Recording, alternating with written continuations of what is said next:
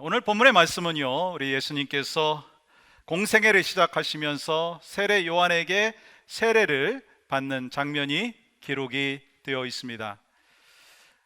세례 요한이 요단강에서 회개하라 천국이 가까웠느니라 라고 외치면서 세례를 베풀고 있을 때 예수님께서 세례받기 위해서 다가오셨다는 거예요. 그때 요한이요, 어떻게 반응하느냐면 예수님의 요청을요 받아들일 수 없다고 얘기합니다. 왜냐하면 그는 예수님께서 누구신지를 이미 알고 있었습니다. 그는 자기에게 나오는 그 예수 그리스도를 이미 알고 있었고, 그에게 무슨 이야기를 했느냐면, 보라, 세상 죄를 지고 가는 하나님의 어린 양을 보라, 그렇게 선포했고요. 나는 물로 세례를 베풀지만 그는 불과 성령으로 세례를 베풀 것이다, 이미 말했습니다. 지난주에 우리가 말씀을 통해서 세례 요한의 사명이 무엇이었는지를 같이 나누었습니다. 그는 회개하라 천국이 가까웠느니라 선포를 하고요, 그 다음에 마음을 곧게 해라, 그리고 회개에 합당한 열매를 맺으라, 그렇게 선포를 했습니다. 그러면서 예수 그리스도의 길을 준비를 했죠. 그런 자신이 메시아이신 예수님에게 세례를 베푼다라고 하는 것은요, 절대로 있을 수가 없는 일이었습니다. 만약 우리가 세례 요한의 입장에서도 동일한 그러한 고백을 할 수밖에 없었을 것입니다. 자신은 예수님의 길을 준비하는 사람인데, 그리고 자기 자신을 볼 때 그 예수님의 신발을 들 만한 자격도 없는 사람인데 그렇게 얘기했다는 거예요. 그렇기 때문에 세례 요한이 예수님께 세례를 받아야 마땅합니다, 그런 생각이에요. 근데 예수님께서 세례를 받으시겠다는 거예요. 그렇기 때문에 처음에는 당황하면서 거절을 하죠. 여러분 14절 말씀 볼까요? 내가 당신에게서 세례를 받아야 할 터인데 당신이 내게로 오시나이까? 여러분, 이 세례 요한에게 세례를 받아야 되겠다고 하는 그 예수님이 계실 때 세례 요한은 내가 당신에게서 세례를 받아야지 어떻게 제가 주님한테 세례를 베풀겠습니까? 라고 합니다. 그때 예수님께서 뭐라고 말씀하세요? 15절 말씀은 같이 한번 읽어봤으면 좋겠어요. 같이 읽겠습니다. 시작. 예수께서 대답하여 이르시되 이제 허락하라. 우리가 이와 같이 하여 모든 의를 이루는 것이 합당하니라 하시니 이에 요한이 허락하는지라. 여러분, 예수님께서 세례를 받으셔야 되는 이유가 있는데 그 이유는요, 모든 의를 이루기 위해서라고 말씀하시는 거예요. 무슨 말이에요? 여기서 모든 의라고 하는 것은요, 하나님의 아들이신 예수님께서 우리를 구원하기 위해서 인간의 몸으로 오셔서 십자가에 못 박혀 죽으심으로 말미암아 구원의 길을 열어주신 그것이 바로 하나님의 의라고 하는 거예요. 그러므로 예수님께서는요, 하나님의 온전한 구원을 이루기 위해서 죄인과 같이 세례를 받아야 한다라고 말씀하는 거예요. 여러분, 세례 받으셨어요? 왜 세례 받으셨어요? 여러분, 회개에 세례를 받고 물로 세례를 받는 의미가 있습니다. 그것은요, 죄인이 죄를 회개한다라고 하는 그 심발릭한 그 예식인 거예요. 과거에는 내가 내 중심으로 살았고 내 안에 세상이 있었지만 그 모든 것들을 다 회개하고 이제는 하나님께서 내 안에 들어오신 것을 확신하면서 하나님 중심으로 살겠다라고 하는 결단을 하나님과 세상 사람들 앞에서, 아니 성도들 앞에서 공포하는 것이 세례인 것입니다. 그렇기 때문에 여러분, 죄가 없으신 예수님께서 세례를 받으셔야 될 이유는 하나도 없습니다. 그럼에도 불구하고 예수님께서 세례 받으셨어요. 그러면 여러분, 예수 그리스도께서 죄가 없으신데 왜 세례를 받으셨냐는 거예요. 성경은요, 예수님께서 세례를 받으신 이유를 분명히 말씀하셨습니다. 우리의 죄 대신 주님이 모든 죄를 감당하시기 위해서이라고 하는 거예요. 우리의 죄를 대신 담당하기 위해서 세례를 받으셨다는 거예요. 예수님께서 세례를 받으실 필요가 없었습니다. 회개의 세례를 받는 것은요, 다른 이유가 아닙니다. 모든 사람의 죄를 대신 감당하기 위해서다라고 하는 것입니다. 그러므로 예수님께서 받은 세례는요, 예수님 자신을 위한 세례가 아니라 우리의 죄 때문에 받은 세례라고 하는 것입니다. 다시 말하면 예수님께서 요단강에서 세례를 받으시죠. 이 받으심으로 말미암아 예수님께서 이 땅에서 하실 모든 사역을 상징적으로 보여주신 거예요. 예수님께서 물에 들어가신 것은요, 죽음을 상징하는 것입니다. 즉 우리의 모든 죄에 대하여 죽으신 거예요. 그리고 그 상징대로 3년 후에 십자가 위에서 철저히 죽임을 당하셨어요. 그리고 무덤에 묻히셨어요. 그것이 다 끝입니까? 아니에요. 예수님께서 세례 받으시고 물에서 다시 올라오셨던 것처럼 예수님은 죽음을 이기시고 부활하신 줄 믿습니다. 결국 예수님께서는요, 세례와 십자가를 통해서 우리의 모든 죄를 해결해 주셨다는 거예요. 즉 예수님은 아무 죄도 없으신데 우리의 죄를 담당하시기 위해서 세례를 받으신 것입니다. 마찬가지로 예수님의 십자가는요, 자기의 십자가가 아니라 여러분과 저를 위한 십자가입니다. 여러분과 저의 죄를 감당하기 위한 십자가입니다. 그것이 이사야서 53장 5절에 기록된 대로라고 하는 거예요. 그가 찔림은 우리의 허물 때문이요, 그가 상함은 우리의 죄악 때문이라. 우리 예수 그리스도께서 찔리심을 받으신 것은 나의 허물 때문이고, 예수 그리스도께서 상함을 받은 이유는 나의 죄악 때문이라. 즉 우리의 죄 때문에 예수님께서 세례 받으시고 우리의 죄 때문에 예수님께서 십자가를 지신 것입니다. 바로 이것이 예수님께서 이 세상에 오신 목적이라는 거예요. 예수님께서 죄 때문에 고통당하고 있는 우리의 영혼을 회복시켜 주시기 위해서, 우리에게 참된 평화를 허락하여 주시기 위해서, 우리에게 회복의 역사를 허락하여 주시기 위해서 이 땅에 오셨다는 거예요. 그러므로 예수님께서 계신 곳에는요, 이러한 구원의 역사가 있었습니다. 예수님께서 계신 곳에는 병든 자가 고침을 받았어요. 예수님께서 계신 곳에서는요, 죄인들이 죄 사함을 받았어요. 예수님께서 계신 곳에는요, 방황하던 영혼이 예수 그리스도를 만남으로 말미암아 새로운 삶을 살게 되었다라고 하는 거예요. 그러면 우리가 예수 그리스도를 만난 자로서 어떻게 살아야 되겠습니까? 병든 자가 있으면 우리는 찾아가서 마음의 평화를 회복시켜 주시는 하나님의 은혜를 나눠야 된다는 거예요. 우리 주변에 잃어버린 영혼이 있다면 그 영혼을 구원하기 위해서 우리가 복음을 전해야 된다는 거예요. 혹시 구부러진 마음, 부정적인 마음을 갖고 있는 사람에게 마음을 곧게 할 수 있도록 축복의 통로가 되어야 된다는 거예요. 그럴 때 평화로운 공동체를 세워나갈 수 있고 하나님이 원하시는 아름다운 가정을 세워나갈 수가 있다는 것입니다. 그러므로 인해서 내가 서 있는 곳이 거룩한 땅이 되어지고 내가 속해 있는 그 공동체가 거룩한 공동체가 되고 서로 합력하여 하나님의 뜻을 이루어 나가는 아름다운 역사들을 우리에게 맡겨주셨다라고 하는 것입니다. 그 사명이 여러분과 저에게 있습니다. 그 사명 어떻게 감당할까요? 예수님처럼 십자가를 져야 된다는 거예요. 예수님처럼 십자가를 지셔야 된다는 것입니다. 여러분의 가정이 평화롭습니까? 그렇다면 누군가가 여러분의 가정 안에서 십자가를 지고 있는 분이 있다는 거예요. 여러분이 속해 있는 교회가 평화롭습니까? 그렇다면 누군가가 교회 안에서 십자가를 지고 있다는 것입니다. 여러분의 삶의 공동체 속에 평화가 있습니까? 누군가가 십자가를 지고 있다는 것입니다. 그런데 왜 문제가 생기는 줄 아세요? 왜 다툼이 생기는 줄 아십니까? 십자가 지지 않으려고 하기 때문에. 예수님께서는 다른 사람의 십자가, 우리의 십자가도 지셨는데 우리는 내 십자가도 지지 아니하려고 하는 그러한 모습이 있다라고 하는 거예요. 그러다 보니까 계속해서 문제가 생기고 다툼이 생기고 분쟁이 생긴다는 거예요. 십자가 없이 천국은 가고 싶고요, 십자가 없이 하나님의 복은 받고 싶고요, 십자가 없이 성령 충만을 받기를 원한다는 거예요.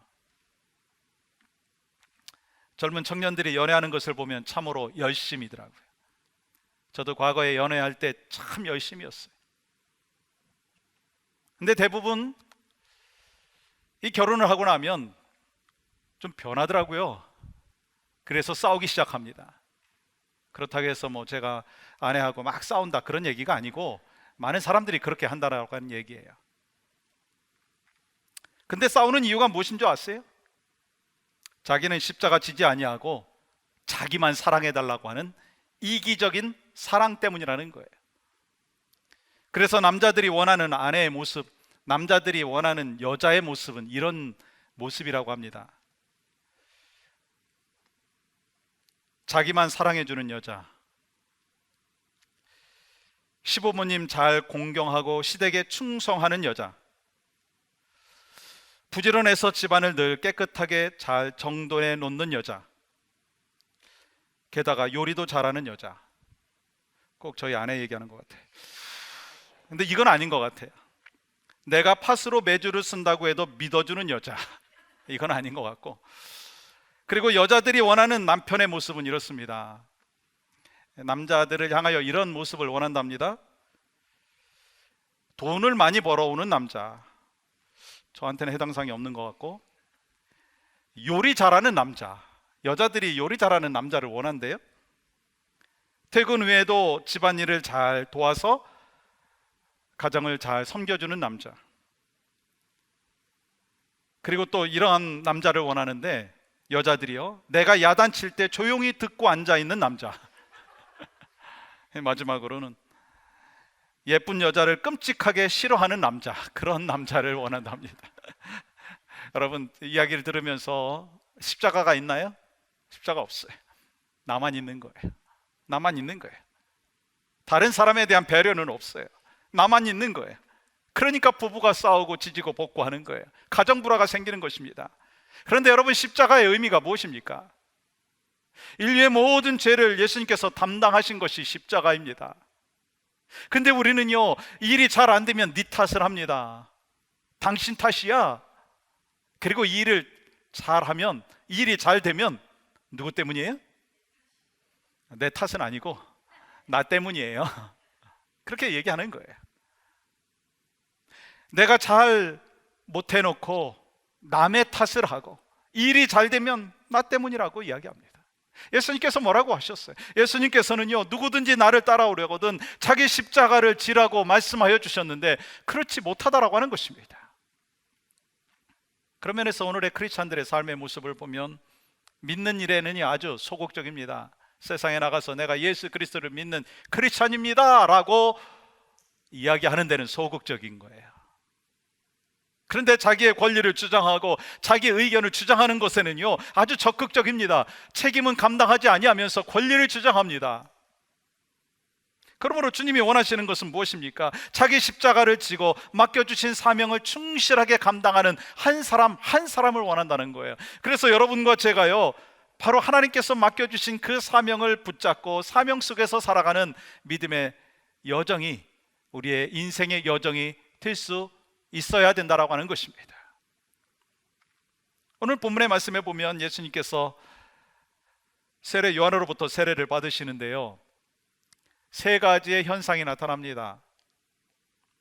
저는 이 세 가지의 현상이 이 세례를 통해서 주시는 하나님의 축복, 세례를 통해서 하나님께서 주시는 놀라운 은혜라고 생각을 해보았어요. 16절 같이 한번 읽어볼까요? 시작. 예수께서 세례를 받으시고 곧 물에서 올라오실새 하늘이 열리고 하나님의 성령이 비둘기같이 내려 자기 위에 임하심을 보시더니, 우리가 복음을 전할 때, 세례를 받을 때 잃어버린 영혼이 주님 앞으로 나오게 되면 어떤 축복이 있는 줄 아십니까? 첫째요, 하늘이 열리는 거예요. 하늘이 열리는 거예요. 여러분, 하늘이 열렸다라고 하는 것은 상징적인 의미가 있습니다. 하늘은요, 영적인 세계를 말하는 것입니다. 그러니까 하늘이 열렸다라고 하는 것은요, 닫혀 있었던 하늘이 예수 그리스도의 세례를 통해서 열렸다는 거예요. 예수님의 그 세례를 통해서 하나님과의 관계의 문이 열렸다는 거예요. 그래서 세례는요, 관계의 회복이라고 할 수가 있습니다. 우리가 잘 알잖아요. 거룩하신 하나님과 우리와의 관계 속에서 담이 있었어요. 왜 담이 있습니까? 죄악으로 인하여, 불순종으로 인하여 담이 있었습니다. 그런데 세례를 통해서 죄 씻음을 받음으로 말미암아 그 죄악의 그 담이 쌓여 있었던 것이 무너지게 된다라고 하는 것입니다. 즉 세례를 받고 그리스도인이 됨으로 말미암아 우리는 새로운 영적인 세계에 접어들게 된다는 거예요. 우리가 예수 그리스도를 영접하고 구원받은 하나님의 사람이 되고 또한 세례를 받음으로 말미암아 하나님의 말씀이 들려온다는 거예요. 여러분은 하나님께서 여러분에게 들려주시는 하나님의 음성을 들을 수 있습니까?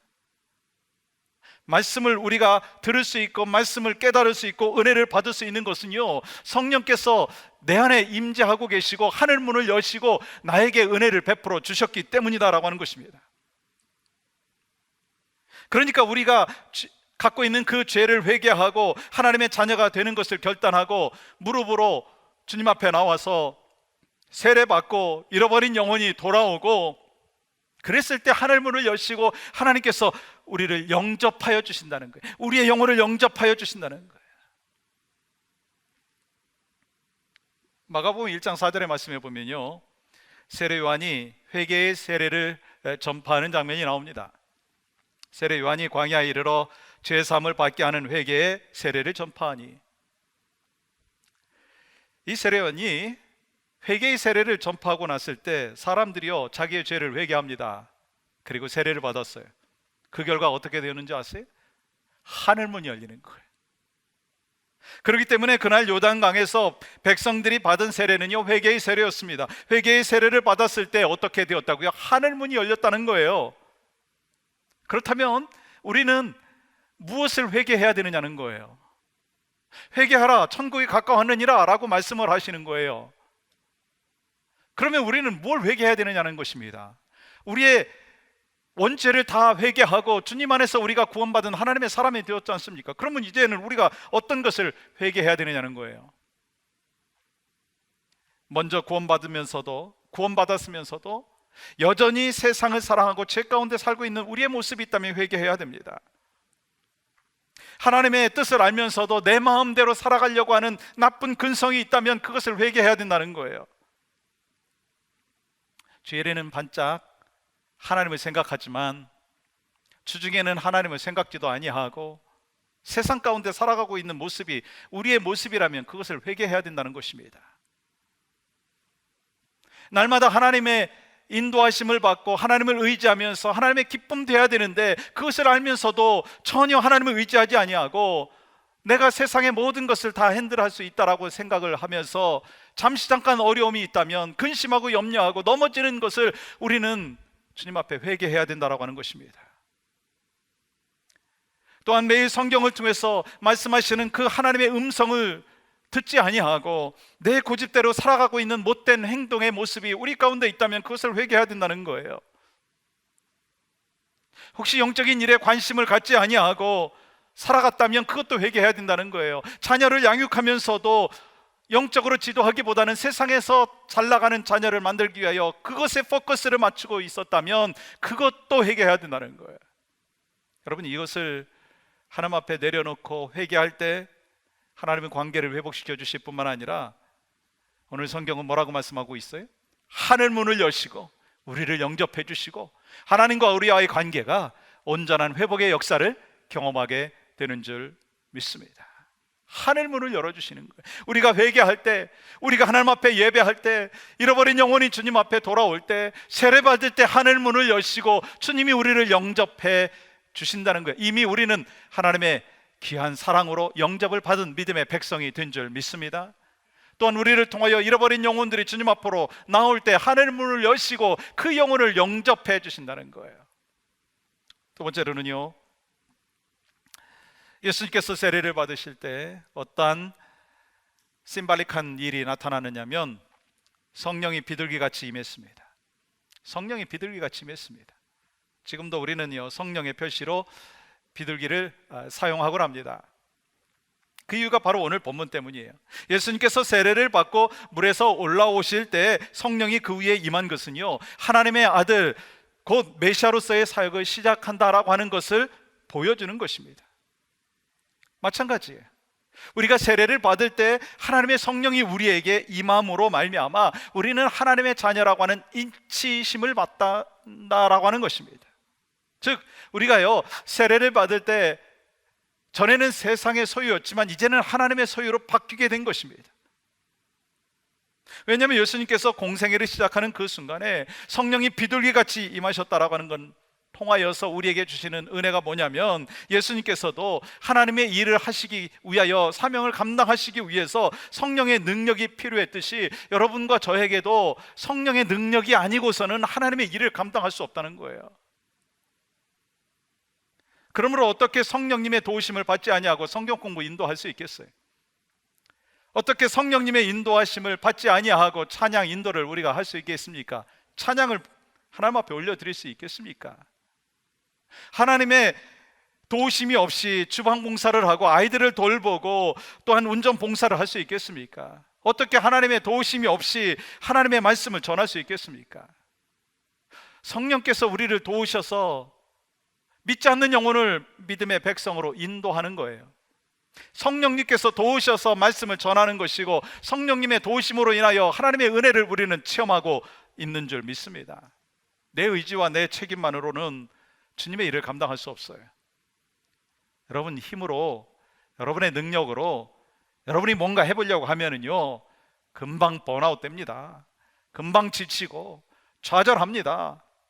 가정도 그렇고 교회도 그렇고요, 내가 뭔가 해보려고 하면 낙심되는 게 얼마나 많습니까?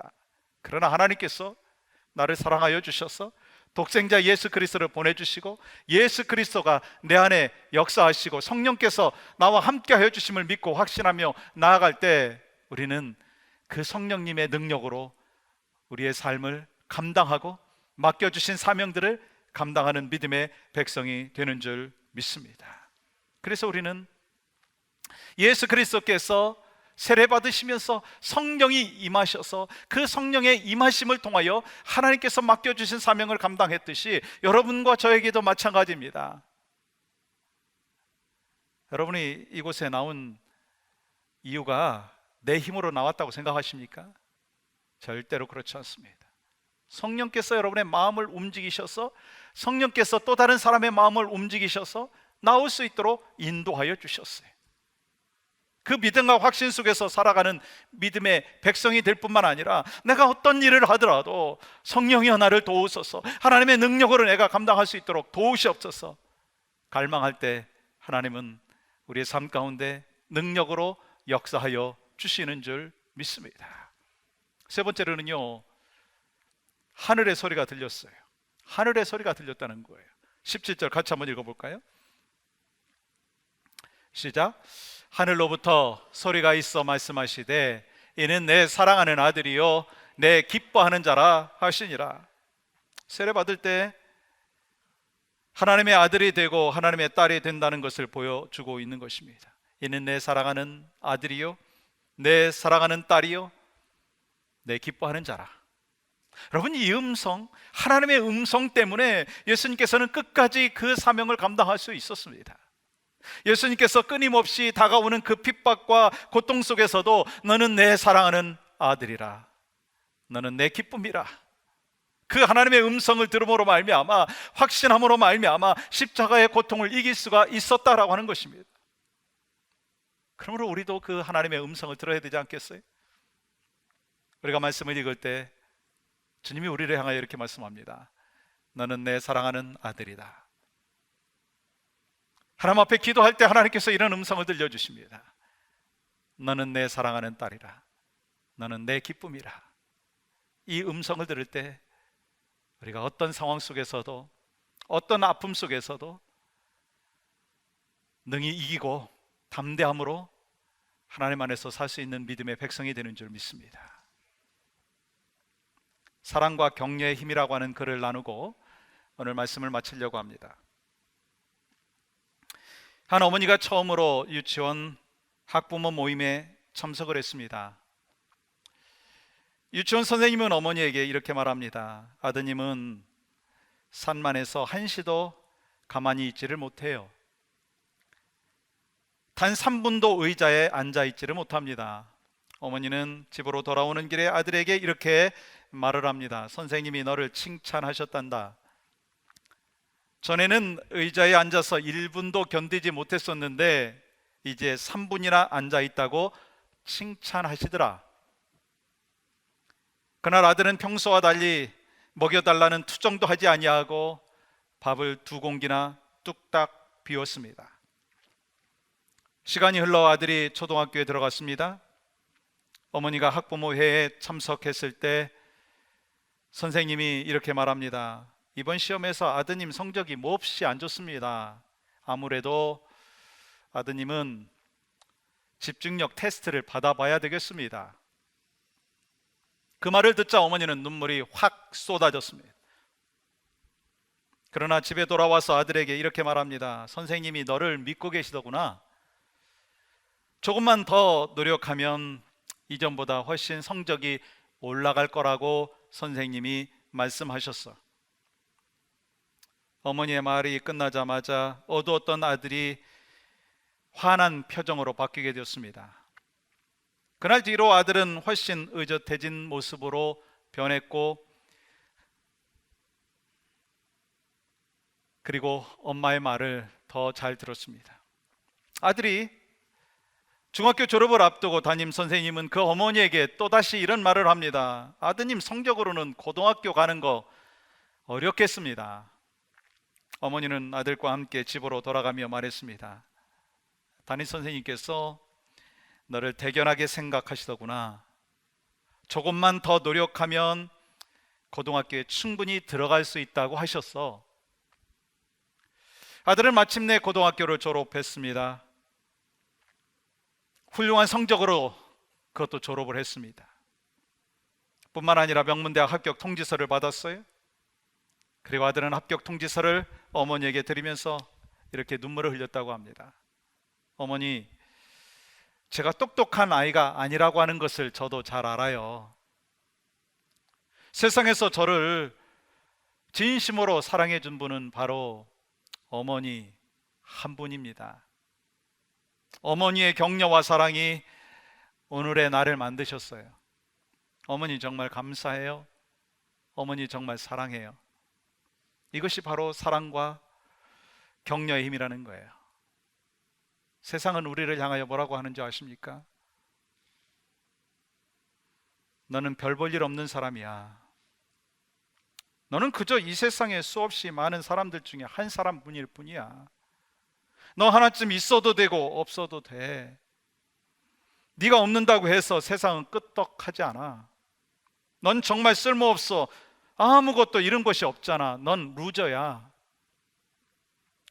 그러나 세상이 우리를 어떻게 취급하고 어떤 말을 한다 할지라도 우리 주님은 우리에게 이렇게 말씀하십니다. 주님은 여러분에게 이렇게 말씀하십니다. 넌 존귀한 자야. 너는 가치 있는 존재야.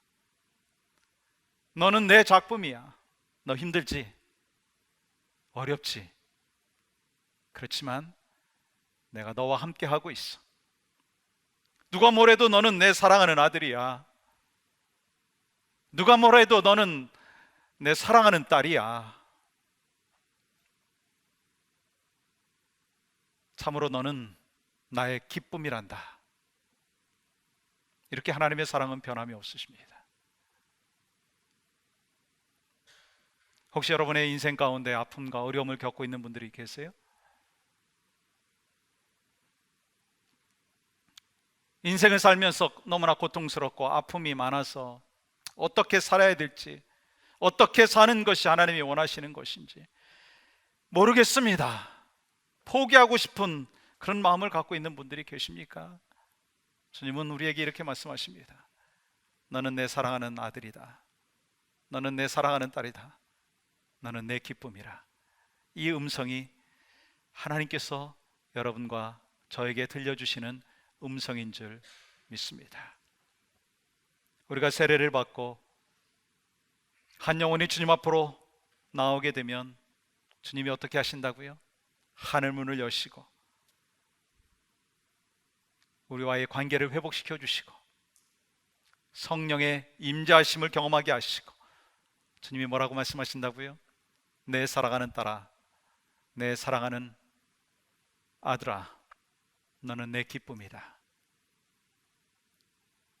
이 귀한 음성이 이번 한 주간에 여러분의 귓가에, 여러분의 심령 가운데 늘 간직되기를 주님의 이름으로 간절히 축복합니다. 그리고 결국 하나님께서 우리에게 주어지는 귀한 생명 다하는 그날까지 말씀 안에서 내 사랑하는 아들아, 내 사랑하는 딸아, 힘들지, 어렵지, 그렇지만 내가 있단다. 너는 내 기쁨이다. 그 축복과 은혜의 메시지가 우리의 가슴을 늘 촉촉히 적시어줘서 우리가 무엇을 하든지 하나님이 주신 힘과 능력으로 담대하게 감당할 수 있기를 주님의 이름으로 간절히 축복합니다.